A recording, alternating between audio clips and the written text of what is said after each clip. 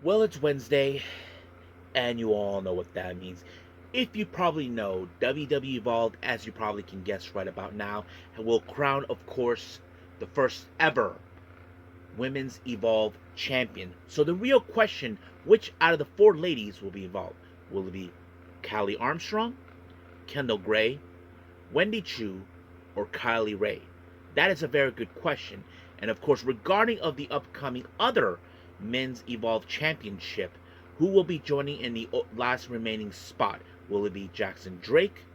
Will it be Jordan Oasis or Lince Dorada? That is something we will see happen as well. But our last review will be, of course, AEW Dynamite. As you probably can guess, we are now in the fallout after Double or Nothing. So we now know who are the winners for this year's Owen Hart Cup tournament. For the men's, we have Hangman Page, who will be heading to All In to take on Jon Moxley. And then, of course, we have Mercedes Moné, who won the women's side, will be facing Toni Storm. But a lot of things will be taking place as well.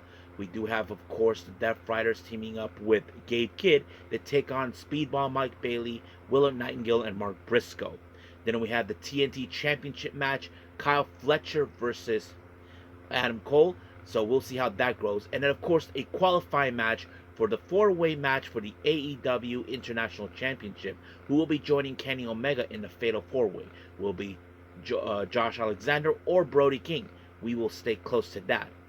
And as always, we'll cap up our episode as usual with some news updates to give you guys updates on what's been happening in the world of pro wrestling, such as what events the promotions are throwing out, who's booked, what matches are set, including developments that are happening in the world of pro wrestling as we speak. So, let's get ready for another episode of Deleted Wrestle Zone.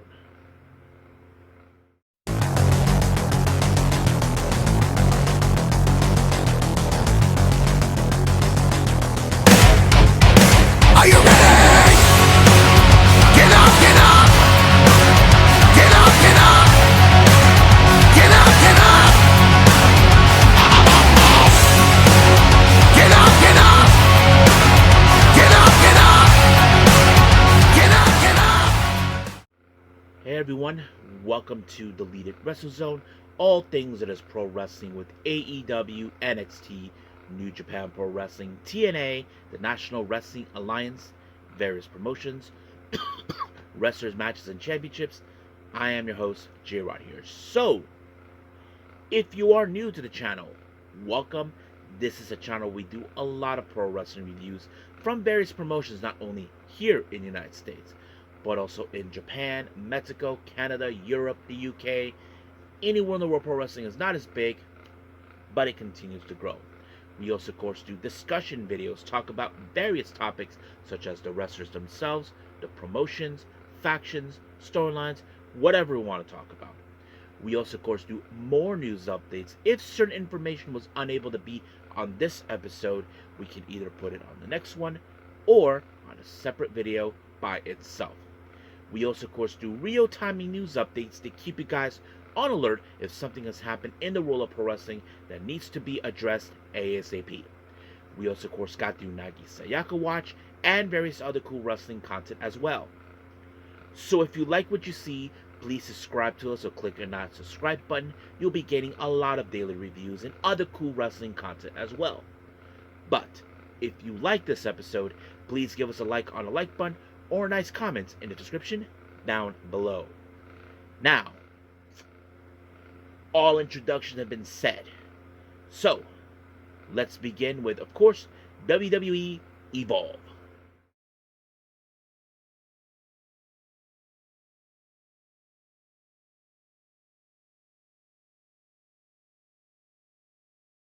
Okay, WWE Evolve. Now, as I mentioned before, we are expecting the crowning of the first ever Women's Evolve champion. So the real question who will walk out, but we'll get to that. Now, we opened up, of course, with the qualifying match. Now, remember, we do have, of course, the Men's Evolve Championship match. Now, in the beginning, they announced Strong Legacy is the one out of four who actually was announced to be in it. But the real question, who was going to be the other three? Well, recently, of course, last week we did see Edris Enofe was earned a spot by the Prime Minister of Evolve, of course, Stevie Turner, and then the other spot was taken by Keanu Carver after defeating Harlem Lewis in the match. But the real question is, who will fill up the last spot? Well, the three names that were chosen in hopes to get this spot will be, of course, Jason Drake, a member of the Vanity Project, who are a bunch of douchebags who are trying to claim they run the whole thing. Then we have Lince Dorada, who many of you know him for a long time, been appearing with in various promotions, but not to mention part of Lucha House Party, and then finally Jordan Oasis. The real question, of course, how this was going to go. Now, of course, when it comes to Jackson Drake, he has his buddies, the idiots, Brad Taylor, Ricky Smokes, Bryce Stanovis, and Zeta Steel, to ensure that this match will go in their favors. But Lince Dorada, with much bigger balls, decided to take all of these fools out. But this leaves, of course, for Jackson Drake and Jordan Oasis in the ring. But out of nowhere, somehow, Jackson Drake was able to overcome it and win the match. But of course, that means he gets the spot. But of course, he did a little promo in the ring, declaring himself that he is going to be the one to walk out as the champion to prove the point that this entire brand belongs to the Vanity Project. However, Edris Enofe decided to come out and say what he had to say. But however, he wasn't the only one. So was Sean Legacy. Sean Legacy, hey, after Lexus King defeated me, well, guess what? You didn't get the job done. I'm still here. But of course, Jackson Drake is not too worried, but he got stopped in his tracks by Keanu Carver and all the other three competitors, Carver, Legacy, and of course, Idris took him out. So we'll see what happens next week, who will walk out as the first ever. Now, later on, we did see, of course, Tyson DuPont and Igwe talk about their opponents, Jack Cartwheel and Cappuccino Jones. Now, of course, Cappuccino Jones and Drake Jack Cartwheel are one of the fastest teams at very high expectations, but Igwe and DuPont are not too concerned about that. They feel like they will give them exactly what they're going to deserve.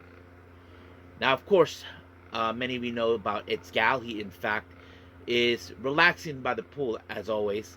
Talks about Troy Yearwood. As you know, Troy Yearwood made his appearance, signing a contract along with the Prime Minister of Evolve, Stevie Turner. Well, he still has a bone to pick with them, so it looks more like we will see those two tangled up real soon. Now, during an interview, Cappuccino Jones and Jack Cartwheel talk about, of course, Tyson DuPont and Tariq Igwe.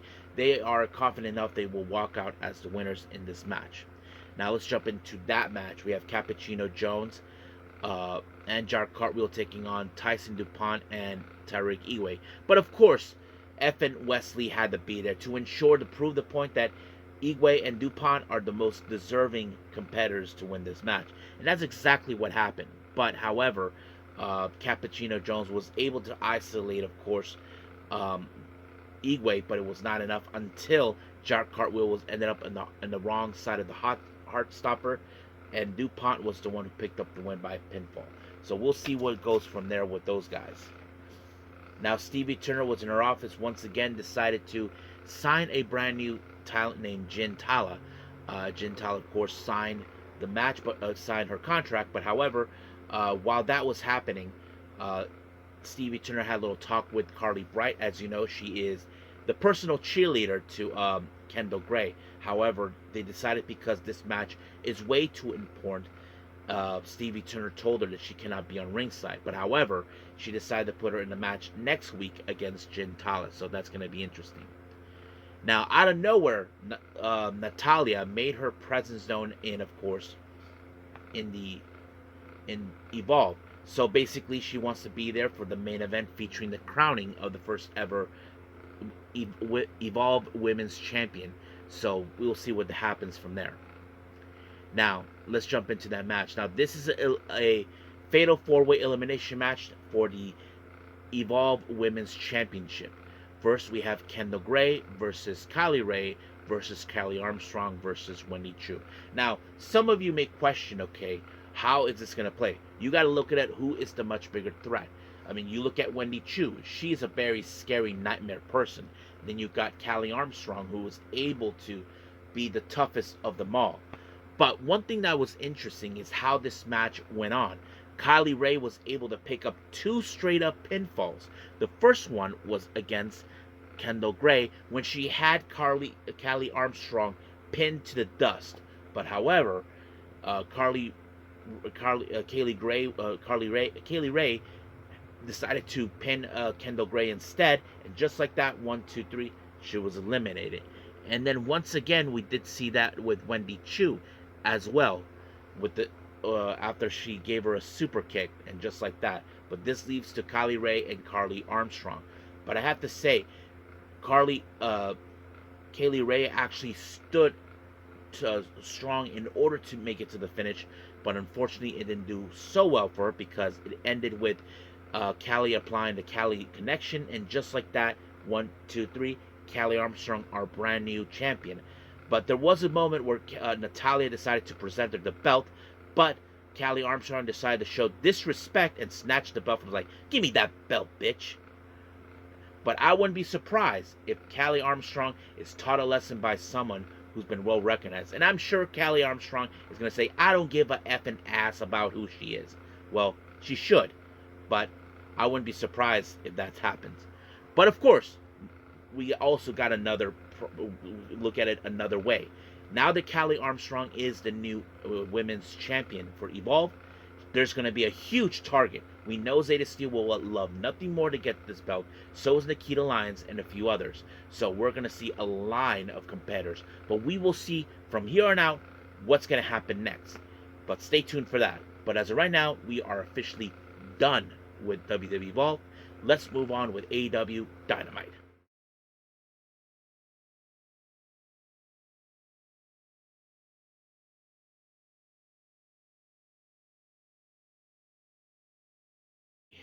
AEW Dynamite.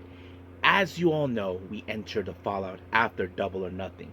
We already crowned, of course, this year's winners for the Owen Hart Cup tournament for the men's and women's. We did have, of course, many retained championships and all this and that. Now, we opened up, of course, with Hangman Page making his way to the ring.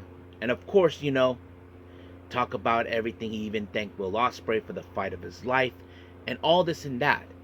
However, as you all know, Hangman Page has a bit of a history with the man that, of course, had tried to prevent him a couple years ago from ever winning the AEW World Championship again. And it's the same man that, of course, he came to his home, and it's the same man that he burned his childhood home. We're talking about Swerve Strickland. Now, of course, Swerve hasn't forgotten what the Bucks did to him last time. Apparently, as you all remember, during a match when Swerve was facing against Jon Moxley, the Bucks interfered and cost them the match, saying in the Bucks' words, "We did this for Hangman." Now, of course, Hangman has nothing to do with the Bucks. He isolated himself from them even when he came back. Doesn't want nothing to do with the Elite. But regardless, it's the Bucks were trying to reel him in, trying to say, "Come on, join us, man. Make AEW better than it was again." But however, of course, someone had to speak out on behalf of Hangman to explain what really was happening. Of course, Will Ospreay, as you know, he actually told him certain things. He told him, "It was he who picked me up and shook my hand. You did the same thing to me." But this isn't about that anymore. This is about bringing the AEW World title back. And he was saying Hangman is the one right now who has a chance to bring that belt back where it rightfully belongs. But of course, Will Ospreay and his wishful thinking believe that they need to work together, but there is no love lost between Swerve and Hangman, so most likely this is not going to be an easy thing for Will to try to unite them. But we'll see how things will roll up. Now, speaking of what happened in Double or Nothing, as you know, the Death Riders licked their wounds. Well, Jon Moxley along with Marina Shafir, they team up with Gabe Kidd to deal with, of course, Willa Nightingale, Mike Bailey, and Mark Briscoe. Now, of course, Willa Nightingale is amongst the victors who defeated, of course, the Death Riders and the EVPs in Double or Nothing. But now she teams up with Bailey and Briscoe. Of course, certain things you probably would think it's not going to be the same. And of course, we're definitely going to see interference from other members of Death Riders. Claudio Castagnoli is amongst them, but however, he got himself taken out by, of course, Commander. As you probably know, those two will be fighting for the open position of the Fatal 4-Way for the AEW International Championship against Kenny at Fyter Fest. But, however, this match ended, of course, with Briscoe being in a chokehold by Jon Moxley, and just like that, the match was over. Now, the Hurt Syndicate put out a video promo talking about their very successful title match that they had against the Sons of Texas. But now it seems that MJF is keeping his promise that he's going to bring back the Triple B. Because, of course, if this title is now in the possession of the Hurt Syndicate, they have all the power in the world. And I think that's something that, of course, MVP cannot look away. I don't think either Bobby Lashley and Shelton Benjamin can look away either on that. But we'll see how that goes. Now, as you know, Ricochet, it seems that he has other plans in store. He's been, of course, observing other factions, such as, of course, the Don Callis family, the Death Riders, the Ops, all of that. It seems now he's looking for people that would definitely join him. But the real question I think many of us would ask, who will be dumb enough to join him? Well, that's a very good question. So we'll see how that goes from there. Now, our next match is a no disqualification tag team match. As you know, this is a bit of a rubber match after what happened at the buy-in in Double or Nothing. As you know, once again, the feud between Penelope Ford and Megan Bayne against Anna Jay and Harley Cameron continued to escalate. But now this match has become a no disqualification match. As you probably know, they did not anticipate that they were going to lose to, of course, to Harley Cameron and Anna Jay. But now things there are becoming intense. One thing was crazy is, of course, we did see Megan Bayne go through a table, and damn, just like that. We would have assumed that Harley Cameron and Anna Jay would have had another opportunity to put another victory on themselves against them. But unfortunately, things did not go according to plan. We've been seeing busted noses and mouths happening on both Anna Jay and Harley Cameron. But Megan Bayne and Penelope Ford applied an old move that many people know from the Legion of Doom, or better known as the Road Warriors. The Doomsday device, Harley Cameron was on the wrong side of that, and it was Megan Bayne that picked up the win. So just like that, it just happened. So we'll see what goes on between those two teams down the road. Now, we do see the Ops, Shibata, Hobbs, and Joe take on the Frat House, consistent of Cole Carter, Griff Garrison, and Preston Vance. Now, of course, one of you guys probably would think what's going to happen. Well, Jack Jamison, being the idiot that he is, he got himself tangled up with the Ops. But man, Cole Carter and Vance, well, they were lining up the frat boys, the pledges, of course, and they got spine bust by both Hobbs. And I thought, dude, you're feeding these guys to the wolf. Well, the biggest wolf, or should I say, the biggest lion, however you want to see it. But just like that, of course, Cole Carter ended up on the wrong side of the spine buster. And just like that, 1, 2, 3, done. Now, in the in-ring, we were supposed to see an interview with Jamie Hayter talking to Renee. As you know, she did not pull up the victory against Mercedes Moné at Double or Nothing. However, out of nowhere, she was viciously attacked by Thekla, someone, of course, many of us did not anticipate. Many people were wondering when was she's going to make a debut. But I have to say, this debut was pretty interesting how it turned out, because I think many of us were thinking, oh, she's going to get involved herself again, continuing with her feud with Mina Shirakawa. I'm sure that's going to happen again at some point, but we're not sure when. But right now, this is one of those moments where, of course, someone has to step up for who's going to be the top person in the women's division, AEW. So we'll see how that rolls. Now, our next match, we have the TNT Championship, Kyle Fletcher versus Adam Cole. Now, this has been going on for a while now. And, of course, Adam Cole had to defend this belt. But the one thing that was crazy is, of course, we did see Don Callis. I'm sure this idiot was definitely going to try to get involved. But no, this match, Adam Cole had this match won fair and square. But no, Josh Alexander decided to get involved. And just like that. But, however, many of you say, where was Paragon? Well, Paragon had to deal with RPG Vice. But luckily, Brody King showed up to help out. So the match went itself into a disqualification, and I'm sure Adam Cole won it. But however, Brody King and Josh Alexander had a match to deal with because they're part of the qualifying match at Fyter Fest for the Fatal 4-Way AEW International Championship against Kenny. But the real question, who was going to walk out? I mean, Josh Alexander has been throwing the hurt onto Brody King, tried to dismantle him as much as possible. But, however, it was Brody King with the Gonzo Bomb, and just like that, 1, 2, 3 is over. So it ended like that. But, however, Kyle Fletcher was not happy with things ended that way. Even Adam Cole said, I had you beat, because I'm sure we all know Fletcher is scared of losing, and that's one of the things he can't stand. I'm sure we will see those guys again at some point, but we'll see. Now, the entire programming ended, of course, with Mercedes Moné, as you all know, as the winner of the Women's Owen Hart Cup tournament. So, of course, Mercedes, as you know, has to steer and clear now that she has the championship in her sight. However, Toni Storm decided to rain on her parade, congratulate her. But, however, she said, many years ago, a couple of years ago, when you debuted, you say you've been coming after me. What took you so long? So she tells her, that patience was a virtue. So basically, she waited for the right opportunity at the right timing, and this is possibly that time. But of course, when it comes to Toni Storm, you know how a little, well, I don't like to say weird how she is, I like to say her personality. So sooner or later, we will see those guys face off at All In. But of course, Mercedes telling her that belt is hers. Well, we'll see. But I think many of us would question: will she lose all the championships, the TBS title, the Ref Pro, the undisputed Ref Pro Women's Championship? I don't know. We will see how that goes from there. But for now, we'll see what happens next week. But stay tuned for collisions for all of you. So we'll see how that rolls up from there. But as of right now, we are officially done with AEW Dynamite and other reviews. So as of right now, let's call it right now to our news updates. My bad. I almost forgot about it.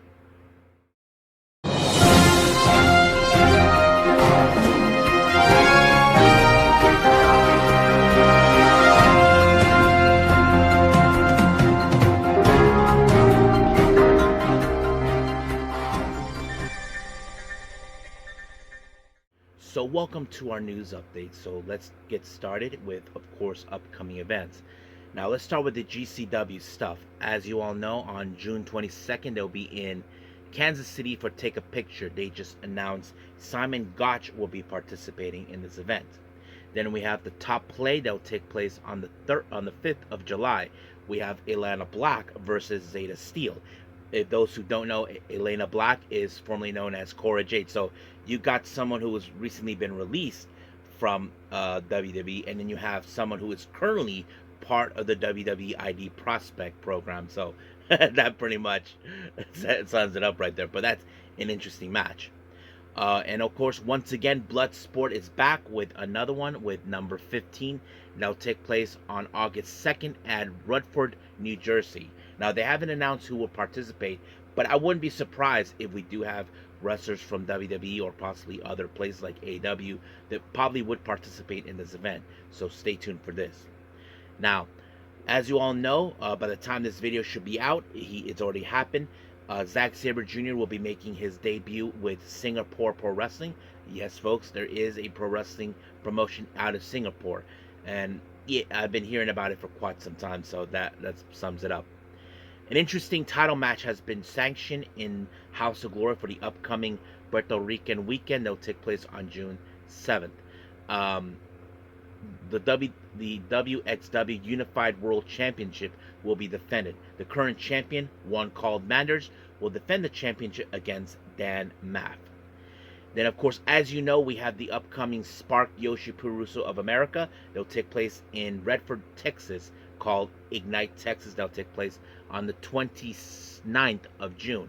And as you know, Azuki has been announced to be part of this event. Well, her tag partner and fellow WFWC Koguma will be participating too, so it's going to be a lot of fun to hear. Canadian promotion Maple Leaf Pro with Resurrection on the 5th of July in Montreal. Well, they just announced Psycho Mike will be participating. Then we have, of course, Jersey Championship Wrestling with the 4th of July event that initially will take place on the 6th of July in Asbury Park. The JCW World Title will be defended. Masha Slamovich will defend her belt against. Well, if she retains it, she'll face against Mara Sade, formerly known as Jakara Jackson. So that's right. Many of you may know I put a report that Jakara Jackson has now renamed herself to Mara Sade. So if you're interested, check it out. And then we have, of course, and then finally we have the Texas event that'll take place on July 11th by Wrestling Revolver at Halter City, Texas. Laredo Kid will be participating. So that's pretty much what we have for upcoming events. So let's talk about certain developments. This was reported, of course, by Fightful Select, more specifically Sean Ross Sapp. It was reported that a number of wrestlers have been banged up from coming out of Double or Nothing. We don't know what their status are. Some are still be waiting to be cleared. So we'll see how that goes from there. First, I want to give congratulations to Garrett Borden and his wife. Those who don't know who Garrett Borden is, he is the eldest son of the icon Sting. Those who remember, Garrett was the one who dressed up as Surfer Sting, the one with the American flag notion. Yeah, that's Garrett Borden, Sting's son. Well, apparently Sting is going to be a grandpa once again, so he's very happy about it. So congratulations, Garrett and his wife. We'll see if there's another stinger coming up. Now, many may heard of this promotion or not called Aro Lucha. Well, Aro Lucha has in the past displayed Lucha Libre talent. Well, apparently, because they had some deals with AAA in the past, well, apparently, they are now dissolved. And this happened right after when WWE, purchased AAA. So they had AAA talent make their presence known there too. But apparently they're saying now that they're dissolving, that fans, investors that will not be getting their money back. I don't know what it is, but some people are saying you guys haven't had a show in month or for a while now, so we don't know what is going on. Some people are trying to find out what the hell is going on in this section. Now, we all witnessed Thekla making her appearance in AEW attacking Jamie Hayter. Well, as you know, the person who fired her from Stardom, the president, Taro Okada, well, this is initial reaction that he posts on X. He says, causing trouble for others again? I see. So basically it's like, well, I fired her and now she's someone else's problem. But once again, she's doing her usual shenanigans. So yeah. Now, some excellent news for all of you. Good old Jim J.R. Ross, as you all know, he had his surgery for cancer, and the surgery has now become successful. So he mentioned on his X account, now that it's successfully done, now it's time to have rehab. So we don't know when he'll be back, but I'm glad that he's okay, that everything went well for him, and of course our prayers were out to him and to his family. So great to hear that he's doing good. So good job, JR. Now finally, many of you may know this guy, Walker Stewart recently has been participating as a English commentator in New Japan. Well, apparently now he is working with Stardom in a contract. So he posted this out recently on his X account. Let me read the statement from him.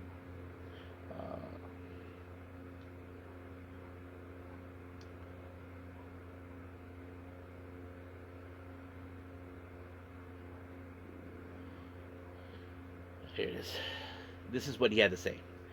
I'm incredibly honored and grateful to share that I have officially signed a contract with Stardom and to soon serve as the company's new director of global PR and communications. What began last August as a freelance English commentary for Stardom events in Japan has since grown into something far greater than I could have imagined. Over the past 9 months, I've been pouring my heart out into helping amplify Stardom's voice to the fans around the world, and see that effort recognizing and leading women's wrestling company in the world and is both humbling and deeply meaningful. The more things continue to change, the more they stay the same as well. I will continue continue my work with New Japan Pro Wrestling as well, lead broadcast commentator as the content producer, and I will proudly remain English voice of Stardom as well. My life's mission has been grown professionally across the world, whether it is behind the microphone or behind the curtain. Now my impact will not be not just be heard on air, but felt the root Yoshi Wrestling's most iconic promotion. Forever grateful, forever humble, and forever determined to work towards a better professional wrestling landscape. So yeah, so congratulations, Walker Stewart, on your new job with Stardom. I have to say, things are looking great for Stardom. We know they haven't had an English commentating for a while until he appeared. If many of you might ask who was the one who did it, well, uh, Sonny Gutierrez used to do it, but as you probably know, he is currently with Mighty Gold. But it's great that Walker Stewart has been build up a great relationship with Stardom, and they're offering him a position with them as part of their company. So congratulations. So I think that's pretty much it what we have for now. I believe it's time to call it a day. Well, I hope everybody enjoys this episode. Coming up, as you probably know right about now, New Japan are also concluding for the B Block matches. As you know, we will see who will join Kosa Fujita on June 1st in the finals of the Best of the Super Juniors. So buckle up, alright? And then, of course, we have Ring of Honor and TNA taking place. So we're also going to do that. So the priority is, of course, is New Japan, TNA, and, of course, Ring of Honor. So we'll see how things roll up from there.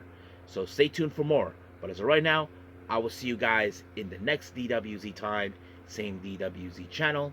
I must bid all of you adieu. So, goodbye. Mwah. And have a nice day. Bang.